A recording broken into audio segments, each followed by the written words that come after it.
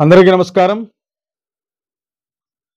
The 28/12/2024 తారీఖు శనివారము. అమావాస్యకు ముందు వచ్చేటువంటి శనివారము త్రయోదశితో కూడుకున్నటువంటి శనివారము. అనగా ఏమిటండి ఆ రోజు అంటే, అమావాస్యకు ముందు వచ్చేటువంటి త్రయోదశితో కూడుకున్నటువంటి శనివారము శని త్రయోదశి. శనికి అత్యంత ప్రీతికరమైనటువంటి రోజు.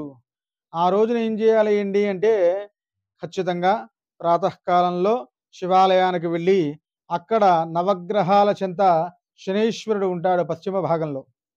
ఆ పశ్చిమ భాగంలో ఉన్నటువంటి శనీశ్వరుడికి అర్చకుడితో కానీ ఒక బ్రాహ్మడితో కానీ శని అష్టోత్తర సహిత తైలాభిషేకం చేయించుకుని ధూపదీప నైవేద్యములు నిర్వర్తించుకుని, తద్వారా కాళ్ళు చేతులు మొహం కొడుక్కుని యథాశక్తిగా దాన ప్రమాణము కేజీ లేదా కేజింబావు, కేజింబావు బియ్యము, కేజింబావు నల్ల నువ్వులు, తర్వాత వాటితో పాటు ఒక నీలపు జాకెట్ ముక్క మరియు అంత రెండు తోటకూర కట్టలతో పాటు యథాశక్తిగా తాంబూలం కూడా సంకల్పం చెప్పించుకుని ఆ బ్రాహ్మడికి ఇస్తే తద్వారా జన్మ ద్వితీయ చతుర్థ అష్టమ వ్యయము అనగా 12 వ్యయస్థాన స్థిత ఏలినాడి శని బాధలు ఎవరైతే పడుతున్నారో అనగా కర్కాటక,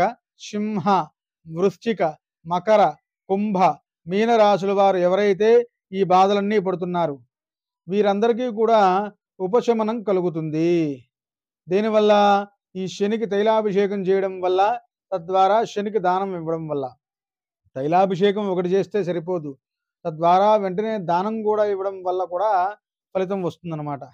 కావున ఇలా చేసుకుని ఆ రోజు ఒంటిపూట భోజనం చేసుకుంటే కాస్త ఉపశమనం కలుగుతుంది. కాబట్టి ఇలాంటి శనిత్రయోదశి మహిమాన్వితమైనటువంటి రోజున ఎవరైతే కనుక ఇటువంటి పూజలు చేస్తారో వారికి మానసిక శారీరక ప్రశాంతతలు కలుగుతాయి. తద్వారా శనీశ్వరుడు యొక్క బాధలు తొలుగుతాయి అని మనస్ఫూర్తిగా తెలియజేస్తున్నాను. ఇలాంటి మరిన్ని మంచి విషయాలు తెలుసుకోవాలనుకుంటే ఇప్పుడే మన ఛానల్ సబ్స్క్రైబ్ చేసుకోండి. సర్వే జనా సుఖినో భవంతు, లోకా సమస్తా సుఖినో భవంతు. జై శ్రీరామ్.